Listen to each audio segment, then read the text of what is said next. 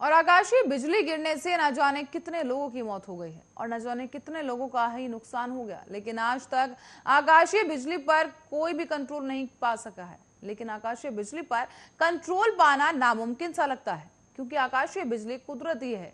और ऐसे में आपको बता दें कि पहली बार ऐसा होने जा रहा है जब आकाशीय बिजली को कंट्रोल करने का प्रयास किया जाएगा। आकाशीय बिजली को कंट्रोल करने के लिए लेजर लाइट फेंक कर नियंत्रण करने का प्रयास किया जाएगा। और वो कैसे, देखिए हमारी इस खास रिपोर्ट में।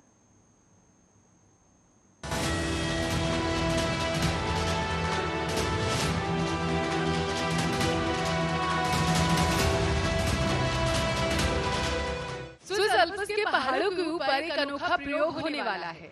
इसमें आकाशीय बिजली को जमीन से लेकर लेजर लाइट फेंक कर नियंत्रित करने का प्रयास किया जाएगा। आपकी जानकारी के लिए आपको बताते चले कि इस काम के लिए यूनिवर्सिटी ऑफ जिनेवा के वैज्ञानिक दिन रात एक कर रहे हैं। वैज्ञानिकों ने साइंटिस्ट रेडियो ट्रांसमिशन टावर की चोटी पर एक बड़े लेजर लाइट को लगाया है, जो बिजली के पैदा होते ही आकाश में लेजर छोड़ेगा।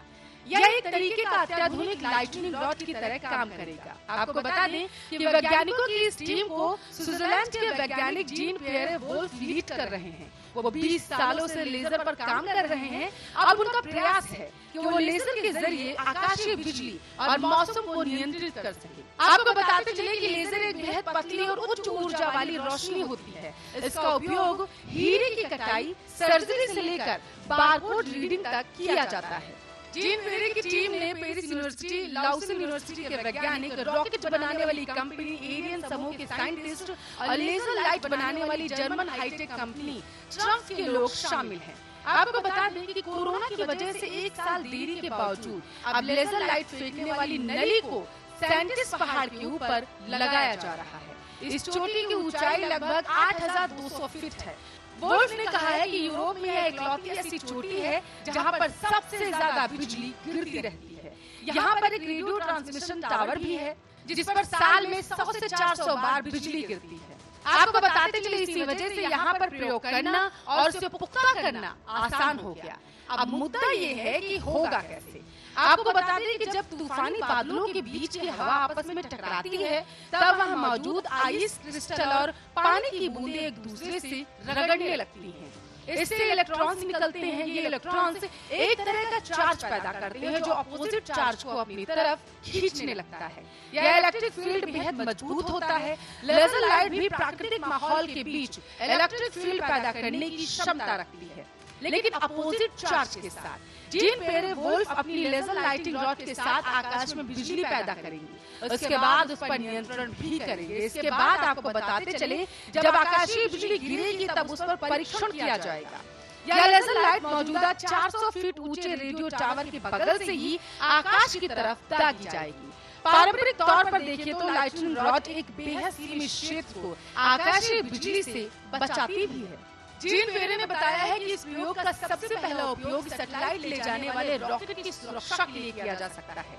अक्सर लॉन्च के समय बिजली गिरती तो नहीं है, लेकिन आकाश में कड़कती जरूर है। साथ ही एयरपोर्ट पर भी लगाया जा सकेगा। जीन पियरे ने आगे कहा है कि हर साल आकाशीय बिजली से बचाव के लिए यंत्रों की मांग तेजी से बढ़ रही है। ये करोड़ों अरबों का व्यापार है। अमेरिका में बिजली गिरने की घटनाओं से हर साल लगभग करोड़ों रुपयों का नुकसान हो जाता है। इसकी वजह है लगातार हो रहा जलवायु परिवर्तन। लेजर लाइट से आकाशीय बिजली को नियंत्रित करने की इस प्रोजेक्ट को यूरोपियन कमीशन फंड कह रहा है। यह प्रयोग अभी अपने शुरुआती चरणों में है।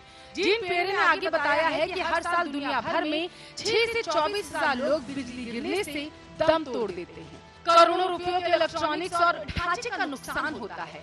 आकाशीय बिजली एक बड़ी आपदा है। Laser lightning rod radio tower से ऊर्जा लेगा। हमने इस पूरे साइंटिफिक प्रोजेक्ट को साइंटिस्ट चोटी पर पहुंचाने के लिए केबल कार और हेलीकॉप्टर्स की मदद ली थी। यह एक बेहद बड़ी लेजर लाइट है। इस प्रोजेक्ट के जरिए करीब 29 टन का माल और यंत्र साइंटिस्ट चोटी पर पहुंचाया जा चुका है। इसके अलावा 18 टन का कंक्रीट मटेरियल भी इस ऊंचाई तक पहले ही पहुंच गया है। इस चोटी पर हवा की गति करीब 193 किलोमीटर प्रति घंटा रहती है। ऐसे में यहाँ पर किसी वस्तु को संतुलित तरीके से खड़ा करना एक बड़ा और दुर्लभ कार्य था। इस पूरे सिस्टम को चोटी पर लगाने में करीब 2 हफ्ते का समय लगा था। अब यह लेजर लाइट का प्रयोग करने के लिए पूरी तरीके से तैयार।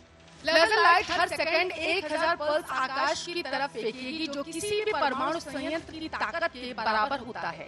लेकिन यह लाइट बेहद कम समय के लिए छोड़ी जाएगी।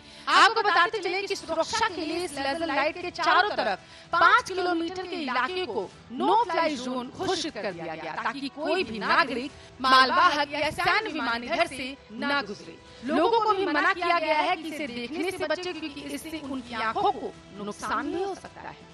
आपको बताते चले कि लेजर लाइट हमेशा ऑन नहीं होगा, सिर्फ उसी समय इसे ऑन किया जाएगा जब आकाशीय बिजली के पैदा होने की संभावना होगी। लेजर लाइट के साथ यहाँ पर कई ताकतवर कैमरे भी लगाए गए हैं, जो आकाशीय बिजली और लेजर लाइट के प्रयोग की तस्वीरें 3 लाख फ्रेम प्रति सेकंड की दर से फोटो लेंगी। इससे वोल्फ और उनकी टीम को लेजर और आकाशीय बिजली के टकराव, मिलन आदि की जानकारी आसानी से मिल सकेगी। जी ने आगे बताया है कि उनकी लेजर लाइट बेहद रुचिकर है। जैसे ही यह लेजर लाइट अपनी पूरी तीव्रता के साथ आकाश में जाएगी, या लाल रंग से बदलकर सफेद हो जाएगी। इसे देखना किसी हैरान कर देने वाली घटना से कम न होगा। इसका प्रयोग आपको बताते चले सितंबर के अंत तक हो जाएगा, क्योंकि इस समय स्विस एल्प्स के पहाड़ों के ऊपर आकाशीय बिजली गिरने की संभावना बहुत ज्यादा है। इसके बाद के प्रयोग किसी एयरपोर्ट पर किए जाएंगे, जिसकी तकनीक अगले कुछ सालों में विकसित कर ली जाएगी। Special report, Arya news.